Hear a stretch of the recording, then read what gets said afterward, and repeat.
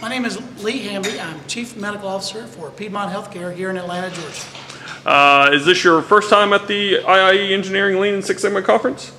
This is my first time at any industrial engineering Six Sigma Lean conference. All right. You're our third and final keynote speaker for the week. What do you plan to talk with our attendees about today? Well, what I hope to talk about today is understanding a little insight into how humans make errors. In healthcare, we've spent the last 10 or 15 years trying to understand how patients are harmed while we're trying to take good care of them. Human error is a piece of that, and a lot of times people don't truly understand what causes human error. So hopefully today we'll cover a little bit of that really is applicable to any industry, not just healthcare. So this is the quintessential example of two things. I took this picture in the last week at one of our facilities, okay? So this is not like I have to work hard to find this. This is the South, all right? This is not an exit. Big red letters. Repeat, this is not an exit. But if you're going to violate it, please watch your step and don't sue us, okay? So this is the South. So this is what we deal with in healthcare. This is a typical kind of adverse event that we would try to apply our patient safety skills and methodologies with. And again, these are not wild and crazy. These happen more commonly than you would ever want to believe. Open heart patient has an atrioventricular pacemaker. That means there's a part of it that attaches to the atrium, part of it attaches to the ventricle.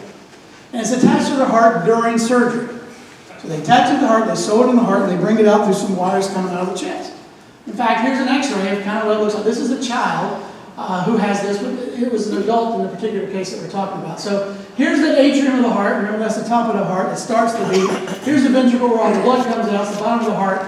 You attach it. You got two wires that come out and attach to this box, which is an external box. This is what makes the heart beat in the event that it stops beating.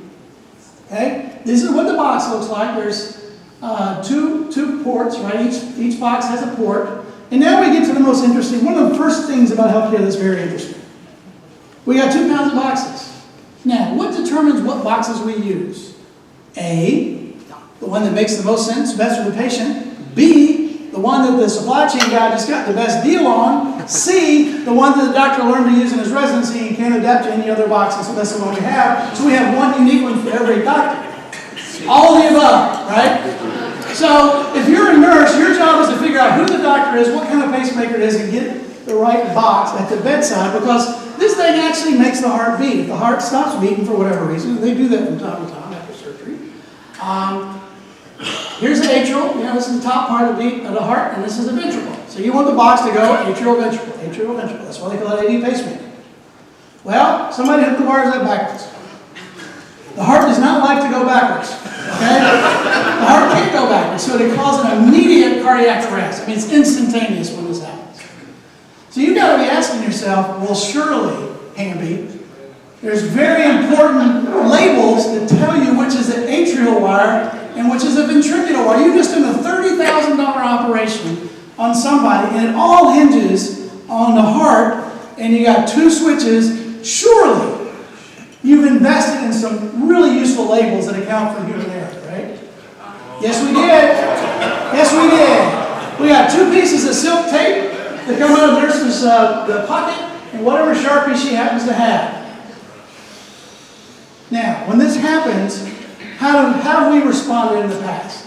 So typically in healthcare, we are now learning and have learned for the last 10 years that stuff happens.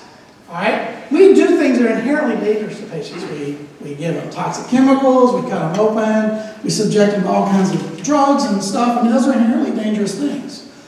We're trying to achieve a therapeutic effect. So we put all of these safeguards, right, in place. These are barriers or things like policies, training, computer systems, barcodes, all that kind of stuff to try to decrease the chances that the dangerous stuff that we do to patients actually reach and harm the patient. And what do you hope our attendees walk away, whether they work in healthcare or another industry? Anytime people go to a conference like this, my hope is that they will learn something new that they can go back and apply back home right away.